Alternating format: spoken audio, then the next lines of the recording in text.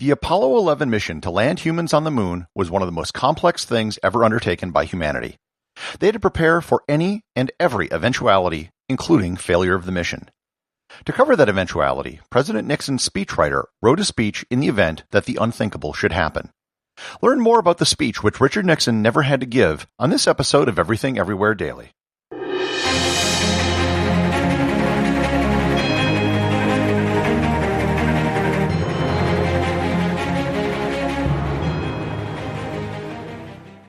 This episode is brought to you by CuriosityStream. I've told you before about the great documentaries on CuriosityStream. They have over 2,500 shows on a wide variety of topics. But they also produce a lot of timely original content. The Best Science Stories of 2020 was just released, and they also have original programming to help explain the coronavirus. Prices start as low as $2.99 per month or $19.99 per year, one of the cheapest streaming services available online. If you love to learn, then start your subscription by visiting everything-everywhere.com/curiositystream or by clicking on the link in the show notes. On July 24, 1969, Neil Armstrong and Buzz Aldrin became the first humans to walk on the moon. During their time walking on the surface, which only lasted about 2.5 hours, they received a phone call from the President of the United States, Richard Nixon. For purposes that will soon become obvious, I'd like to play the entire clip for you now. And don't worry, it's not very long. Hello, Neil and Buzz. I'm talking to you by telephone from the Oval Room at the White House. And this certainly has to be the most historic telephone call ever made from the White House. I just can't tell you how proud we all are of what you have done. For every American, this has to be the proudest day of our lives. And for people all over the world, I am sure that they too join with Americans in recognizing what an immense feat this is. Because of what you have done, the heavens have become a part of man's world. And as you talk to us from the Sea of Tranquility, it inspires us to redouble our efforts to bring peace and tranquility to earth. For one priceless moment in the whole history of man, all the people on this earth are truly one. One in their pride in what you have done, and one in our prayers that you will return safely to earth. The call caused some controversy. People objected to using the moment to put the emphasis on a political leader. Democrats were upset because Nixon had only been president a few months, and most of the Apollo program had been developed under the Kennedy and Johnson administrations. Nonetheless, the controversy was rather minor and soon forgotten. The speech, however, wasn't the only speech that was prepared. In the lead-up to Apollo 11, the Nixon administration was thinking about what they should say in their phone call to the astronauts. Nixon speechwriter William Safire was contacted by an astronaut and was warned about something that they should be prepared for.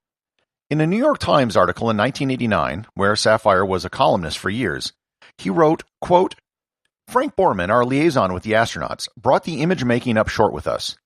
You want to be thinking of some alternative posture for the president in the event of mishaps." To blank looks at this techno-jargon, he added, "Like what to do for the widows." Suddenly we were faced with the dark side of the moon planning. Death, if it came, would not come in a terrible blaze of glory. The greatest danger was that the two astronauts, once on the moon, would not be able to return to the command module. In that event, with no rescue possible, the men would have to bid the world farewell and close down communication, preparatory to suicide or starvation. It would hardly advance the cause of space exploration to force 500 million viewers and listeners to participate in the agony of their demise. I prepared an appropriate statement about men who came in peace and stayed to rest in peace, holding it in my desk drawer in case of tragedy." Unquote. Safire wrote the speech, but never submitted it. After Nixon left office, the speech was sent with other documents to the National Archive. Years later, Safire wrote about his role in the Apollo 11 landing and how he wrote the plaque which the astronauts left on the moon. The speech he wrote in the event of a moon disaster was found and widely circulated. Fast forward to the year 2020. A team of researchers at MIT were working on artificial intelligence and the ability to create deep fakes. Deep fakes are videos that are close to indistinguishable from real videos where the subject is shown saying something they never actually said. As a demonstration of their technology, they decided to bring to life the speech which Richard Nixon never gave. The video shows Nixon sitting at a desk delivering what would be a televised speech complete with a network interruption from CBS, which would have been used at the time. You can watch the actual deepfake video at moondisaster.org. I'm now going to play the speech, which, thankfully, was never given. The reason I wanted to play the actual clip of Nixon talking to the astronauts on the moon was so that you could compare the two head-to-head. So without further ado, the entire deepfake of Richard Nixon announcing the deaths of Neil Armstrong and Buzz Aldrin on the surface of the moon. Good evening, my fellow Americans. Fate has ordained that the men who went to the moon to explore in peace will stay on the moon to rest in peace. These brave men, Neil Armstrong and Edwin Aldrin, know that there is no hope for their recovery.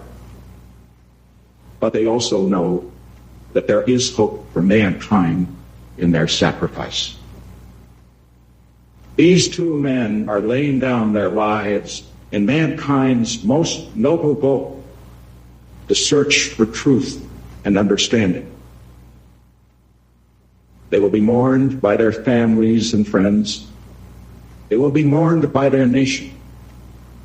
They will be mourned by the people of the world. They will be mourned by a Mother Earth that dared send two of her sons into the unknown. In their exploration, they stirred the people of the world to feel as one. In their sacrifice, they bind more tightly the brotherhood of man. In ancient days, men looked at stars and saw their heroes in the constellations. In modern times, we do much the same, but our heroes are epic men of flesh and blood. Others will follow and surely find their way home. Man's search will not be denied. But these men were the first, and they will remain the foremost in our hearts. For every human being who looks up at the moon in the nights to come will know that there is some corner of another world that is forever mankind. Good night. Executive producer of Everything Everywhere Daily is James Makkyla. The associate producer is Thor Thomsen. Remember to leave a 5-star review to get your review read on the show. They can be left at Apple Podcasts, Podcast Republic, or wherever you listen to the show. Also, you can help support the show over at patreon.com. Patrons can get merchandise like t-shirts and hoodies, as well as having direct access to provide suggestions for future episodes.